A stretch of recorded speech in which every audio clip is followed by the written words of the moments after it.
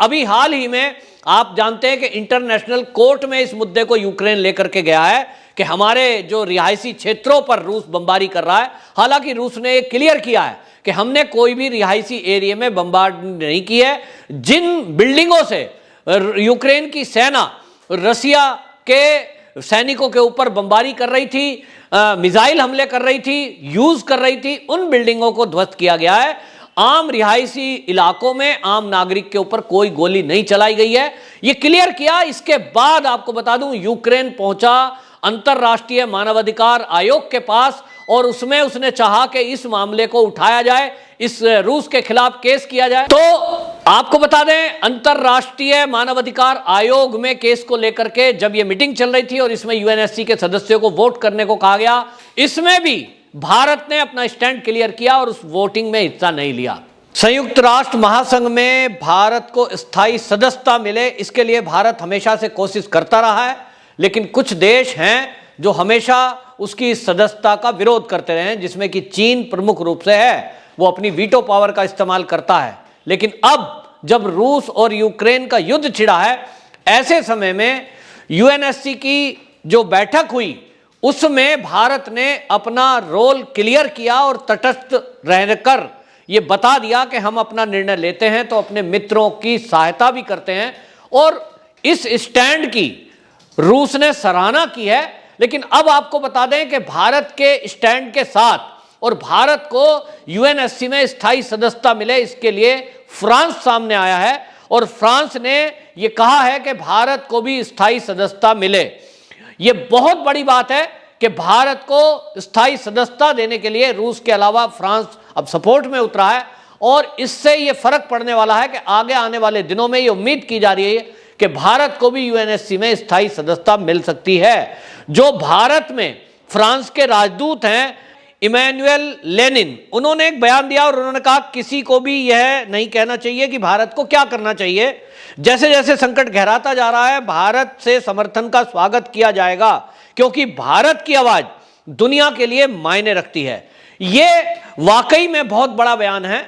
और आपको मैं बता दूं, भारत ने जो ये स्टैंड लिया है, जिसको लेकर के कुछ लोग, कुछ राजनीतिक दल और भारत में भी कुछ विरोधी जो दल हैं, वो बाकायदा एक कुछ दिनों से ट्रेंड चलाने की कोशिश कर रहे थे कि भारत ने यूक्रेन का साथ क्यों नहीं दिया। यूएनएससी की जो सभा थी उसमें उसको रूस का विरोध करना चाहिए था, रूस का विरोध क्यों नहीं किया, तो उसके लिए कारण जान लेना चाहिए।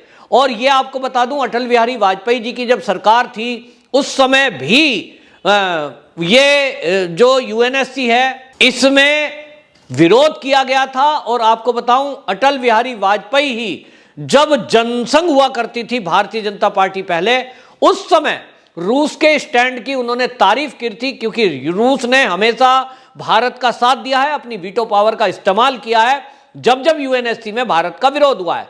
ऐसे लगभग 6 मौके आए हैं जब यूएनएससी की बैठक जो थी, इसके सदस्यों ने भारत के विरुद्ध कोई ना कोई कदम उठाने के लिए वहां वोट किया, लेकिन रूस ने अपना वीटो पावर इस्तेमाल करते हुए भारत को इन प्रतिबंधों से बचाया। आपको बताएं, मौका था 1957 का और उस समय 1957 में रूस ने अपनी वीटो पावर का इस्तेमाल किया था और उस समय भारत के विरुद्ध जो कुछ सदस्य अपना कुछ फैसला सुनाना चाहते थे कश्मीर को लेकर के, पीओके को लेकर के, और ऐसा एक वो ये चाह रहे थे कुछ लोग, अमेरिका है, चीन है, कि ये भारत का और पाकिस्तान का मुद्दा है, इसको अपने आप इनको सुलझा लेना चाहिए, दोनों देशों को अपनी सेनाएं वापस बुला लेनी चाहिए। तो 20 फरवरी 1957 को ये ऑस्ट्रेलिया, क्यूबा, यूके, अमेरिका, इनके नेतृत्व में एक प्रस्ताव लाया गया और यह कहा गया था कि कश्मीर के मुद्दे पर यह भारत की बातचीत के जरिए समझाया जाए। और आपको बताएं ये क्यों आया, क्योंकि जवाहरलाल नेहरू जब प्रधानमंत्री थे वो कश्मीर के मुद्दे को यूएन में ले गए थे और उस समय यह भारी गलती थी, लेकिन यूएन को तो कुछ करना था, तो उन्होंने ये बयान दिया कि यह बातचीत से मुद्दा सुलझेगा और यह ना माना जाए कि कश्मीर के ऊपर भारत का आधिपत्य है और पीओके भारत का अभिन्न अंग है, ये ना माना जाए। इसको लेकर के उस समय रूस ने वीटो पावर का इस्तेमाल किया और उन्होंने कहा कि नहीं, ये भारत का अंदरूनी मामला जो भारत बता रहा है, इसको ये अभी दोनों देशों की बातचीत का मुद्दा नहीं है और इसलिए उसमें वीटो का इस्तेमाल किया। इसी तरह आपको बता दूं, गोवा, दमन और दीव, इसको लेकर यूएनएससी में एक बार फिर से जो भारतीय सैन्य है उन बलों को हटाने की बात हुई और उन्होंने कहा कि ये जो गोवा है या दमन या दीव है, इसमें भारत की जो सेना है इसको वापस हटा लिया जाए, क्योंकि आज़ादी के 15 साल बाद तक गोवा आज़ाद नहीं हुआ था और उसके बाद जब भारत ने वहाँ पर अपनी वो सैन्य बल और हमारे आंदोलनकारी जेपी आंदोलन जब चला था, उन्होंने जिस तरह से गोवा को आज़ाद कराया, ये भी यूएन चाहता था कि इस मुद्दे को उलझाए रखा जाए, लेकिन उस समय भी रूस ने हमारा साथ दिया। वो 22 जून 1962 की घटना थी, तब जब गोवा, दमन और दीव को लेकर के 1962 में ये बातें आई थी यूएन की तरफ से, लेकिन रूस ने कहा कि नहीं, ये भारत का अंग है और भारत अपने फैसले जो कर रहा है उसका मैं समर्थन करता हूं। इसी तरह 4 दिसंबर 1971 को आपको याद होगा कि पाकिस्तान और भारत का युद्ध छिड़ा, भयंकर युद्ध हुआ और भारत की सेना अंदर तक घुस गई थी और उस समय ये चल रहा था कि पीओके कुछ ही क्षणों में भारत में विलय हो सकता है। तब चीन और अमेरिका, इटली, जापान जैसे देश वो बड़ी चालाकी से उस मीटिंग को कर रहे थे और ये कह रहे थे कि युद्ध विराम की घोषणा होनी चाहिए, ये युद्ध रुकना चाहिए। और उस समय भारत पे दबाव बनाने के लिए यूएनएससी में जब बात उठी, तब भी रूस ने भारत के स्टैंड का साथ दिया और उन्होंने कहा कि युद्ध में ये जो भारत की सेना जहां तक गई है वो भाग इनका होगा, ये अधिकार है इस पर निर्णय लेने का। और इसीलिए आज जम्मू कश्मीर पर भारत का इस समय कब्जा है, क्योंकि 1971 में ये स्टैंड लिया गया था और यूएनएससी कोई प्रतिबंध नहीं लगा पाया था। इसी तरह 5 दिसंबर 1971 को फिर से कश्मीर मुद्दे पर यूएनएससी भारत के एक तरह से विरोध में बाकी लोग वोट कर रहे थे, इटली, जापान, सोमालिया वगैरह, ये कह रहे थे कि ये जो है यहाँ पर भारत का कब्जा नहीं है, पीओके पर इसको बोलने का कोई अधिकार नहीं है। और कश्मीर में जो बात उठ रही है कि ये जो है लोगों पर छोड़ देना चाहिए कि वो किधर जाना चाहते हैं, इनके विलय के लिए, ये सब चीज़ें हैं। और उस समय फिर हमने देखा कि जब धारा 370 हटाई गई, उस समय भी यूएनएससी में ये बात उठी थी कि ये जब मामला अभी यूएन में है और यूएन में सुलझा नहीं है तो भारत ने ये स्टैंड कैसे ले लिया।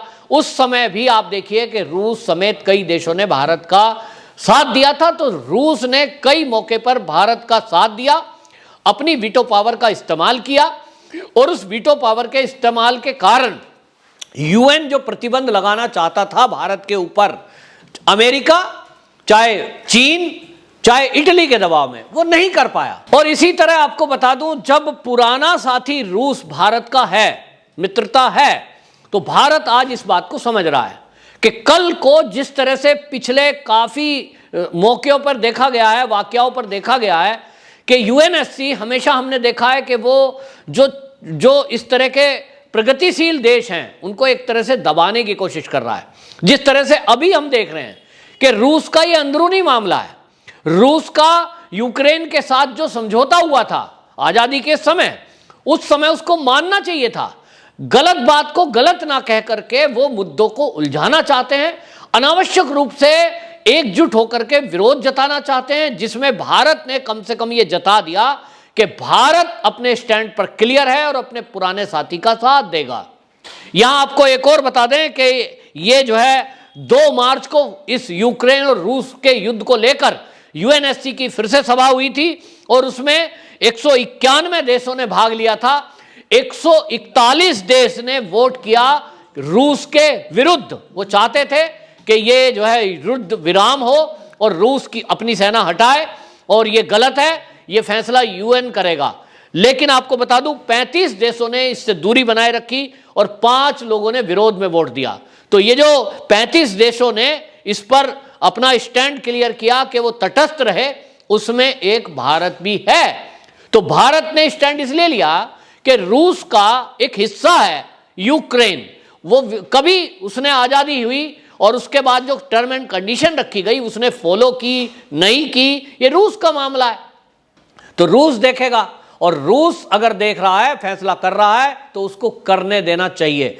ये एक तरह से रूस का एक सपोर्ट हुआ भारत की तरफ से।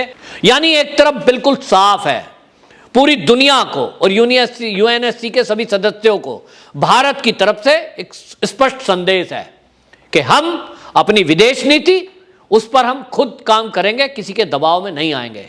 अब ये दबाव में आने वाला भारत भी नहीं है।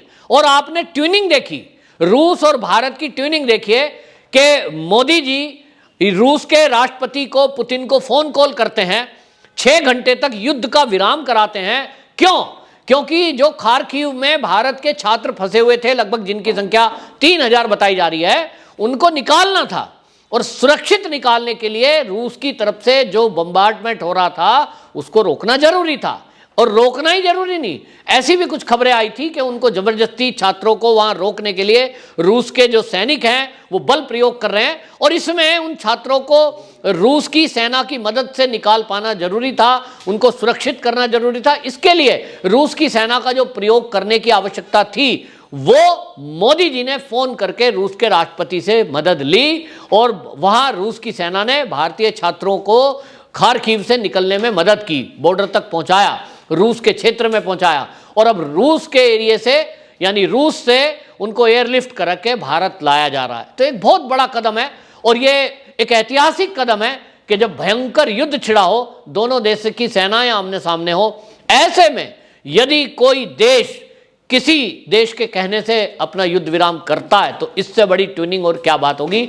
तो एक तरह से पूरी दुनिया में यह मैसेज गया है कि रूस और भारत, ये पक्की मित्रता है इनके अंदर। और आज वर्तमान में एक तरफ मोदी जी हैं जो भारत के प्रधानमंत्री हैं और एक तरफ पुतिन हैं जो रूस के राष्ट्रपति हैं। दोनों के अंदर एक व्यक्तिगत मित्रता, एक व्यक्तिगत संबंध है, जिसके कारण वो एक दूसरे की बात मानने के लिए और एक दूसरे के देशों को सुरक्षित करने के लिए एक दूसरे के साथ हैं। तो ये बड़ी बात है और पहला कदम है। भारतवासियों को इस कदम का स्वागत करना चाहिए और मोदी जी की ये जो कूटनीति है, विदेश नीति है, ये स्वागत योग्य है। ये स्वागत करना चाहिए इस बात का कि मोदी जी ने भारत की स्थिति को कहां ले जा गया है कि आज यूएनएससी की स्थायी सदस्यता के लिए देश जो पहले अभी तक विरोध में थे वो साथ आने लगे हैं। रूस तो पहले से ही साथ था, लेकिन अब दुनिया के कई देश भारत को स्थायी सदस्यता यूएनएससी में देने की वकालत करने लगे हैं। ये भारत के लिए और उज्जवल भविष्य के लिए बहुत ही अच्छी खबर है। वंदे मातरम।